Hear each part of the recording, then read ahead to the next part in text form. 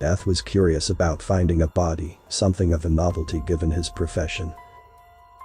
A man had entered an extremely remote location and seemingly died alone. Meeting someone stuck in a nearly impossible place to get to wasn't exactly new for Death.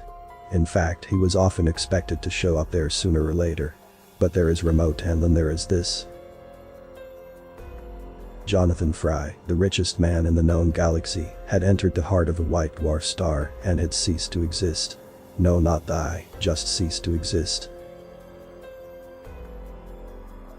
This I gotta see.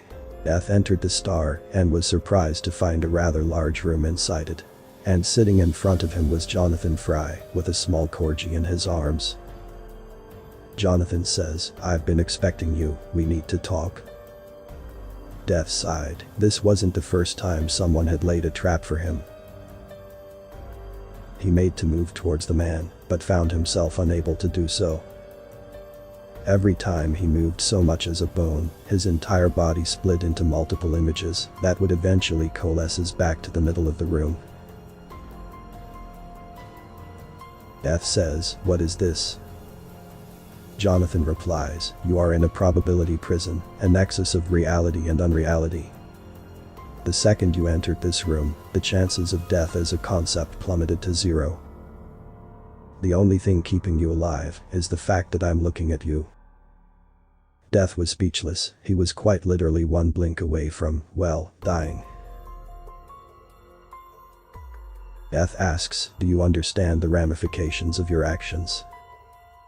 Jonathan, putting reality into jeopardy, risking the unraveling of causality, dooming existence as we know it. Yes. Death, why? Jonathan, immortality. Death had seen this coming. What is the dream of those who have everything? To have all the time in the world to enjoy it. Death says, "You understand what you are asking of me?" Jonathan shrugged. Jonathan says, "I'm asking you to bend the rules, or watch me break them." Death threw his hands in the air in defeat. Death says, "Fine, I'll make you immortal." Jonathan looked confused for a second. Jonathan says, "What? No, I meant my dog Rufus." A small corgi started to lick his master's face at the mention of his name. Death wanted to protest. A human was risking the sum total of the universe to make his dog immortal. Then he remembered all the souls he had reaped. How many had asked about their pets as they drifted to the afterlife? How many had willingly died trying to save them and kept quiet? Death. Very well, that is acceptable. Jonathan flipped a switch and Death was no longer in a bubble of probability. He then picked up Rufus and looked him in the eye. Jonathan says, "You hear that, Rufus? You're gonna live forever and ever. I will leave everything in your name, and you'll live like a king for all time." Rufus bit Jonathan, not hard but hard enough that he dropped him. Jonathan says, "What's wrong, buddy?" Rufus began to bark at Death, who nodded in understanding.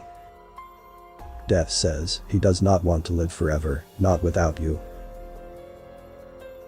Jonathan grabbed the little dog and hugged him as he began to cry.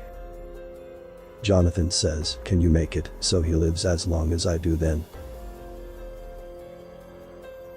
Death. "That is not a problem, but how can I be certain no one is going to try to do this again?" Death pointed to the impossible room. Jonathan. "It cost me 143 trillion credits and won't last past today. The core concept was created by a criminally insane genius who died after finishing the project.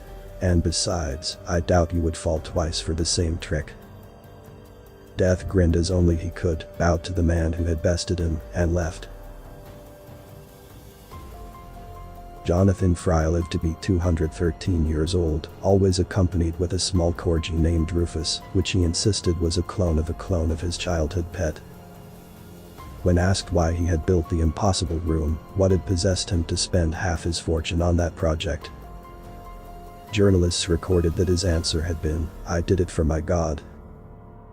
But only death and a very, very long-lived Corgi knew the truth, that the last word was a typo. Author's name and the link to original text is in the description.